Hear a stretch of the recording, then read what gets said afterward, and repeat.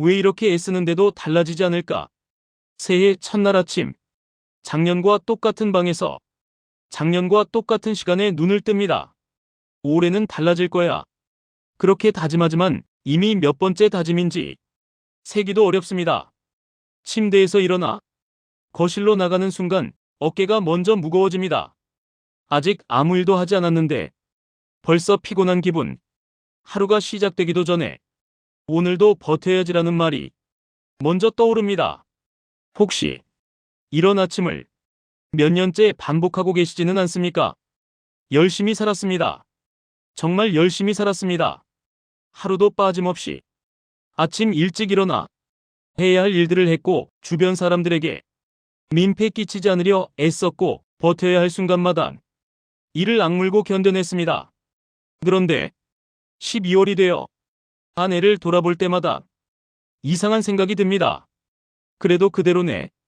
직장은 그대로고 통장 잔고는 비슷하고 고민하는 내용도 작년과 크게 다르지 않습니다. 물론 완전히 무너진 것은 아닙니다.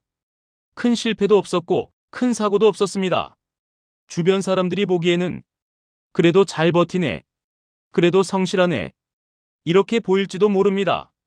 하지만 본인은 압니다.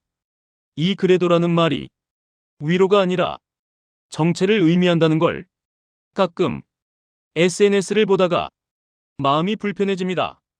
같은 나이 또래가 새로운 도전을 시작했다는 글, 이직에 성공했다는 소식, 뭔가 한 단계 올라간 것 같은 사진들. 나는 뭐하고 있나? 이런 생각이 들 때마다 스스로를 다그칩니다. 더 열심히 해야 하나? 뭔가 내가 놓친 게 있나? 하지만 솔직히 이미 충분히 열심히 살고 있지 않습니까? 새벽부터 일어나 밤늦게까지 일하고 주말에도 쉬지 못하고 명절에도 마음 편히 쉬지 못합니다. 그런데도 삶의 위치는 크게 달라지지 않습니다. 이 이야기는 풍수 이야기처럼 들릴 수 있습니다. 하지만 사실은 왜 어떤 사람들은 이렇게 열심히 사는데도 늘 같은 자리에 머무는 느낌을 버리지 못하는지 그 이유에 대한 이야기입니다.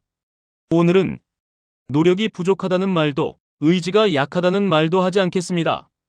그런 말들은 이미 스스로에게 수없이 해왔을 겁니다. 대신 왜 어떤 집에 살면 사람이 아무리 애써도 삶의 위치가 잘 바뀌지 않는지 그 공통점을 차분히 따라가 보려 합니다. 그리고 그 끝에서 무엇을 바꾸면 같은 노력이 다른 결과로 이어지기 시작하는지 그 이야기도 함께 나누려 합니다. 결과부터 말씀드리겠습니다. 먼저 결과부터 말씀드리겠습니다. 열심히 사는데도 항상 제자리인 이유는 사람의 문제가 아닙니다. 능력이 부족해서도 아니고 노력을 덜 해서도 아닙니다. 운이 나빠서도 아니고 때를 못 만나서도 아닙니다. 지금 살고 있는 이 집이 사람에게 같은 생각과 같은 선택을 반복하게 만드는 구조이기 때문입니다. 이걸 처음 들으면 받아들이기 어려울 수 있습니다. 집이 무슨 상관이야? 내가 노력을 덜해서 그런 거 아닐까? 내가 결정을 잘못 내려서 그런 거 아닐까? 하지만 잠시 돌아보시기 바랍니다. 이 집에 사는 분들의 공통점은 대부분 성실하다는 점입니다. 아침에 일어나 할 일을 미루지 않고 주어진 역할을 외면하지 않으며 버텨야 할 순간에도 자리를 지킵니다. 회사에서도 책임을 다하고 집에서도 역할을 다하며 주변 사람들에게도 민폐를 끼치지 않으려 했습니다. 지각도 거의 하지 않고 약속도 잘 지키고 맡은 일은 끝까지 마무리합니다. 남들이 보기에는 모범적인 사람입니다. 그런데 그 버텼다는 말이 몇 년째 반복되고 있지는 않으십니까? 한 해가 지나도 삶의 무게는 비슷하고 또 한 해가 지나도 위치는 크게 달라지지 않습니다. 작년 이맘때 올해는 좀 달라지려나라고 생각했지만 결과적으로는 비슷한 자리에 있습니다. 월급이 조금 올라도 생활비도 함께 올라서 체감하는 여유는 비슷하고 시간이 지나도 고민하는 내용은 크게 바뀌지 않습니다. 언제쯤 여유가 생길까? 언제쯤 편해질까? 이 질문을 몇 년째 하고 있습니다. 이건 사람이 게을러서가 아닙니다. 집이 사람에게 늘 같은 리듬으로만 움직이게 만들기 때문입니다. 이 집은 사람을 완전히 멈추게 하지는 않습니다. 매일 움직이게 하고, 매일 할 일을 하게 하고, 매일 책임을 다하게 합니다. 그런데 이상한 점이 있습니다. 그 움직임이 늘 같은 궤도 안에서만 일어난다는 점입니다. 마치 쳇바퀴 도는 것처럼 열심히 뛰지만 위치는 변하지 않습니다. 이 집에서는 사람이 아침에 일어날 때부터 특정한 감정을 먼저 느끼게 됩니다. 오늘도 해야지. 오늘도 버텨야지. 이 말들은 긍정적으로 들릴 수 있지만 사실은 수동적인 자세를 담고 있습니다. 해야지는 하고 싶어서가 아니라 해야만 하기 때문이고, 버텨야지는 즐겁게 맞이하는 게 아니라 견뎌내야 하는 것입니다. 이 감정이 매일 아침 반복되면 하루의 시작부터 에너지가 수동적으로 흐릅니다. 그러면 하루 종일 주어진 일만 하게 되고, 새로운 시도는 미루게 되고, 변화의 기회는 놓치게 됩니다. 그리고 저녁이 되면 오늘도 그냥 지나갔네라는 허탈감만 남습니다. 이 패턴이 365일 반복되면 1년이 그냥 지나가고, 이 패턴이 몇 년 반복되면 삶의 위치가 그대로 머물게 됩니다. 늘 바쁘지만 늘 제자리인 삶. 이런 삶을 사는 분들이 많습니다. 하루가 늘 바쁩니다. 아침 6시에 일어나 밤 11시에 잠들기까지 쉴 틈이 없습니다. 아침에는 출근 준비하느라 바쁘고, 낮에는 일하느라 바쁘고, 저녁에는 집안일하느라 바쁩니다. 주말에도 밀린 일 처리하고, 집 청소하고, 장 보고, 아이들 챙기고, 부모님 안부 전화하고, 그러다 보면 일요일 밤이 됩니다. 이번 주도 쉬지 못했네 이러면서 한 달이 이렇게 지나가고 1년이 이렇게 지나갑니다. 그런데도 하루가 끝나고 나면 이런 생각이 듭니다. 오늘도 그냥 지나갔네. 뭔가 많이 했는데, 뭔가 열심히 살았는데, 돌아보면 남는 게 없는 기분입니다. 한 달이 지나도 1년이 지나도 비슷한 말이 반복됩니다. 그래도 큰일은 없었지. 그래도 잘 버텼지. 이 말들은 위로처럼 들리지만 사실은 정체의 신호이기도 합니다. 큰일 없이 지나갔다는 건 좋은 일도 없었다는 뜻이고, 잘 버텼다는 건 앞으로 나아가지 못했다는 뜻입니다. 이 집에서는 사람이 늘 유지하는 선택을 가장 먼저 하게 됩니다. 지금 상태를 바꾸는 것보다 지금 상태를 지키는 것이 더 안전하게 느껴지기 때문입니다. 예를 들어 이런 순간들이 있지 않으셨습니까? 회사에서 새로운 프로젝트 제안이 들어왔을 때 지금은 좀 바쁘니까 다음에라고 물러선 적이나, 부업이나 새로운 일을 시작할 기회가 왔을 때 지금 하던 일도 벅찬데라고 포기한 적이나, 이직이나 새로운 도전을 생각해 볼 수 있을 때 지금이라도 있는 게 어딘데라고 멈춘 적이나, 이런 선택들은 합리적으로 들립니다. 실제로 바쁘기도 하고 위험 부담도 있고 지금 상황도 나쁘지는 않으니까요. 그런데 이런 선택이 몇 년째 반복되면 어떻게 될까요? 기회가 와도 늘 다음에라고 미루고, 변화의 문 앞에서 늘 한 발 물러서게 됩니다. 그 결과 삶은 바쁘게 흘러가지만 삶의 위치는 좀처럼 달라지지 않습니다. 5년 전과 지금을 비교해 보십시오. 회사는 그대로고 직책은 조금 올랐을지 몰라도 하는 일은 비슷하고 월급은 조금 올랐지만 여유는 크게 늘지 않았습니다. 이게 유지하는 삶의 결과입니다. 무너지지는 않았지만 올라가지도 못했습니다. 왜 이 집은 유지만 하게 만들까? 이 집의 구조를 자세히 들여다보면 공통점이 있습니다. 현관에서 들어온 기운이 집안을 곧게 통과하지 못하고 중간에 막히거나 꺾이거나 흩어집니다. 그래서 새로운 에너지가 들어와도 집안에 오래 머물지 못하고, 사람의 마음도 새로운 시도보다는 익숙한 것을 먼저 선택하게 됩니다. 특히 안방과 거실의 배치가 핵심입니다. 안방은 사람이 하루 중 가장 오래 머무는 공간입니다. 최소 6시간에서 8시간을 이곳에서 보내며 잠을 자는 동안 무의식이 이 공간의 메시지를 고스란히 받아들입니다. 이 집 안방은 대부분 창문의 위치나 침대의 방향이 안정감을 주지 못하는 구조입니다. 문을 열면 침대가 바로 보이거나 침대가 창문과 너무 가까이 있거나 벽에 제대로 기대지 못하는 위치에 있습니다. 그러면 자는 동안에도 깊은 휴식을 취하지 못하고 다음날 아침 일어날 때부터 몸이 무겁습니다. 몸이 무거우면 마음도 무거워지고 마음이 무거우면 새로운 시도보다는 익숙한 것을 먼저 선택하게 됩니다. 거실도 마찬가지입니다. 거실은 집안에서 가장 활동적인 공간입니다. 가족이 모이고 중요한 대화를 나누고 결정을 내리는 곳입니다. 그런데 이 집 거실은 소파와 TV의 배치, 테이블과 창문의 위치가 사람을 편안하게 하기보다는 불안정하게 만드는 구조입니다. 앉아 있어도 뒤가 허전하거나 시선이 자꾸 흩어지거나 대화를 나눠도 집중이 안 되는 느낌입니다. 이런 공간에서 중요한 결정을 내릴 때 당연히 보수적인 선택을 먼저 하게 됩니다. 지금이 괜찮은 거 아닐까? 굳이 바꿀 필요가 있을까? 이런 생각이 자동으로 올라옵니다. 많은 분들이 이렇게 말합니다. 나는 원래 욕심이 없어. 크게 바라는 성격은 아니야. 소박하게 사는 게 좋아. 하지만 정말 처음부터 그랬을까요? 20대, 30대 초반을 돌아보십시오. 그때는 좀 더 큰 꿈을 꾸지 않았습니까? 좀 더 많은 걸 이루고 싶어 하지 않았습니까? 언젠가는 내 사업을 해보고 싶다. 언젠가는 이직해서 더 나은 곳으로 가고 싶다.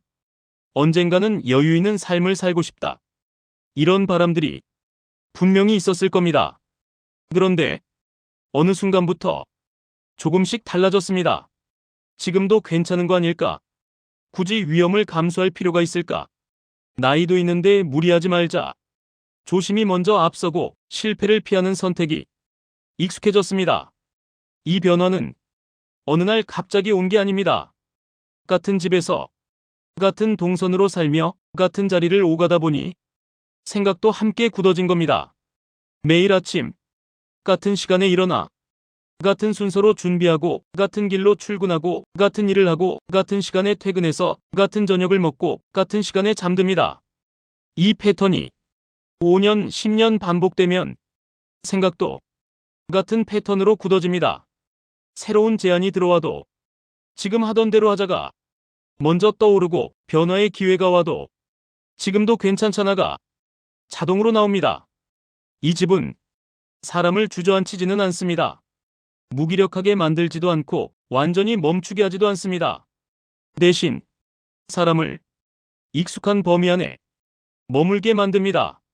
그래서 크게 나쁘지는 않지만 크게 좋아지지도 않습니다.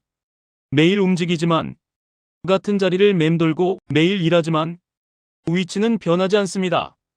이 집에서 버틴다는 말은 칭찬처럼 쓰입니다. 힘든데도 잘 버티네. 어려운 상황인데 버텨줘서 고마워. 하지만 사실 버틴다는 건 움직이지 않았다는 뜻이기도 합니다. 버티는 건 현재 위치를 유지하는 거지 앞으로 나아가는 게 아닙니다. 작년에도 버텼고 올해도 버텼다면 내년에도 같은 자리에서 버티고 있을 가능성이 큽니다. 그리고 그 버티는 삶이 10년, 20년 계속되면 어느 순간 이렇게 생각하게 됩니다. 나는 이게 최선인가 봐. 나는 여기까지인가 봐. 하지만 이건 사람의 한계가 아닙니다. 집이 만든 생각의 한계입니다. 그런데 말입니다. 이 흐름이 조용히 바뀌는 순간이 있습니다. 대단한 결심도 아니고 인생을 뒤엎는 선택도 아닙니다. 단 하나, 이 집에서 매일 가장 오래 머무는 자리를 바꾸는 순간입니다. 한 분의 이야기. 작년 봄에 한 분을 만났습니다. 올해 55, 중소기업에서 20년째 근무하는 평범한 직장인이었습니다. 이분은 매년 연말이 되면 똑같은 생각을 했습니다. 올해도 그냥 지나갔네. 월급은 조금씩 올랐지만 물가도 함께 올라서 여유는 크게 늘지 않았고 직책은 과장에서 차장이 됐지만 하는 일은 크게 다르지 않았습니다. 이대로 정년까지 가는 건가? 이런 생각이 들 때마다 마음이 답답했지만 그렇다고 뭔가를 바꿀 용기도 나지 않았습니다. 지금이라도 있는 게 어딘데? 나이도 있는데 무리하면 안 되지. 이렇게 자기 자신을 설득하며 또 한 해를 보냈습니다. 그러다가 어느 날 문득 깨달았습니다. 이 생각들이 언제부터 시작됐는지 이 아파트로 이사온 8년 전부터였습니다. 이사 오기 전 원룸에 살 때는 언젠가는 내 사업을 해보고 싶다는 꿈도 있었고 이직해서 더 큰 회사로 가보자는 의욕도 있었습니다. 그런데 이 아파트로 이사 온 뒤부터 조금씩 달라졌습니다. 처음에는 좋은 집으로 이사 왔으니 이제 안정됐다는 만족감이 컸지만 시간이 지나면서 그 안정감이 정체로 바뀌었습니다. 이 집 안방은 침대가 문 정면에 있었습니다. 문을 열면 침대가 바로 보이는 구조라 잘 때마다 무의식적으로 불안했고 그래서 깊은 잠을 자지 못했습니다. 매일 아침 일어날 때마다 몸이 무거웠고 몸이 무거우니 오늘도 버텨야지라는 생각이 먼저 들었습니다. 거실도 마찬가지였습니다. 소파가 벽에서 너무 떨어져 있어서 앉아 있어도 뒤가 허전했고 그래서 편안하게 쉬지 못했습니다. 가족들과 중요한 이야기를 나눌 때도 왠지 모르게 확신이 서지 않았고 그래서 늘 보수적인 선택을 하게 됐습니다. 이렇게 8년을 보냈습니다. 그리고 작년 3월 이분은 조용히 무언가를 바꿨습니다. 거창한 인테리어가 아니었습니다. 큰 돈이 든 것도 아니었습니다. 안방 침대를 창문 옆으로 옮겼습니다. 그리고 거실 소파를 벽 쪽으로 붙였습니다. 딱 이것뿐이었습니다. 조용히 찾아온 변화. 그런데 이상한 일이 일어났습니다. 다음 날 아침 일어났을 때 기분이 달랐습니다.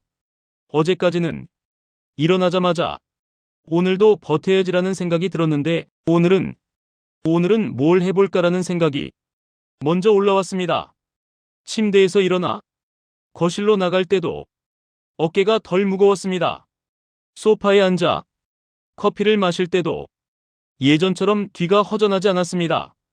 기분 탓인가? 처음에는 그렇게 생각했습니다. 하지만 하루, 이틀, 일주일이 지나도 이 기분은 계속됐습니다.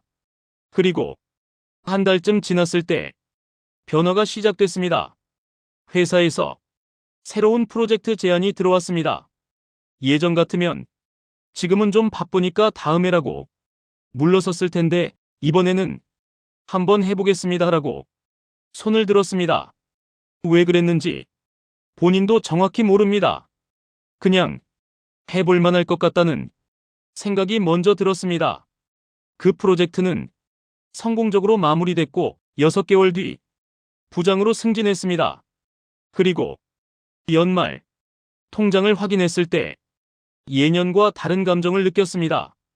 올해도 그냥 지나갔네라는 허탈감 대신 올해는 뭔가 달랐네라는 만족감이 왔습니다. 이분은 이렇게 말했습니다.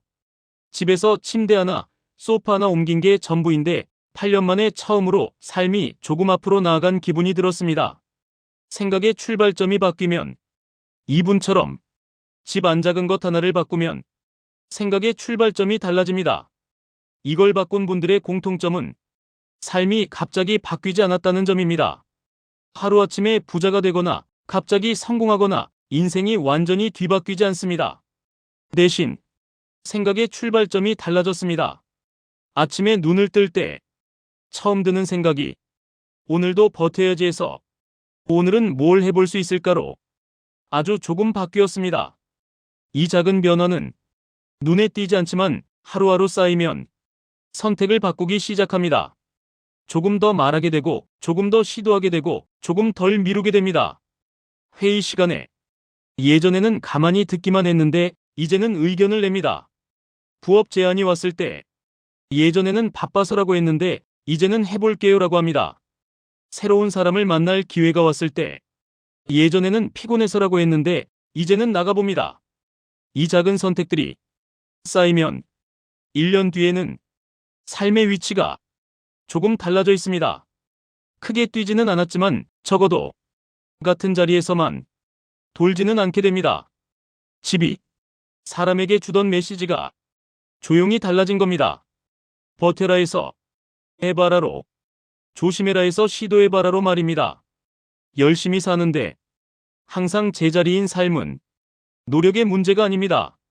그건 사람이 머무는 공간이 늘 같은 생각을 반복시키고 있기 때문입니다. 집은 말을 하지 않지만 사람의 생각을 가장 오래 훈련시키는 공간입니다. 하루 중 최소 12시간 이상을 이 공간에서 보내며 자는 동안에도 무의식은 이 공간의 메시지를 받아들입니다. 그 메시지가 버텨라라면 사람은 버티게 되고 그 메시지가 해봐라라면 사람은 시도하게 됩니다. 아무것도 바꾸지 않으면 내년 이맘때도 비슷한 말을 하게 될 겁니다. 올해도 그냥 지나갔네. 그래도 잘 버텼지. 그리고 내후년에도 그 다음 해에도 같은 말을 반복하게 됩니다. 5년 뒤에도 10년 뒤에도 여전히 같은 자리에서 버티고 있을지도 모릅니다. 하지만 지금 단 하나라도 바꾼다면 삶은 조금씩 다른 방향으로 움직이기 시작합니다. 크게 뛰지 않아도 됩니다. 다만 같은 자리에서만 돌지 않게 됩니다. 매일 가장 오래 머무는 그 자리를 조금만 바꿔보십시오. 침대의 방향이든 소파의 위치든 책상의 자리든 바꾸게 되면 그러면 아침에 눈 뜰 때 받는 첫인상이 달라지기 시작합니다.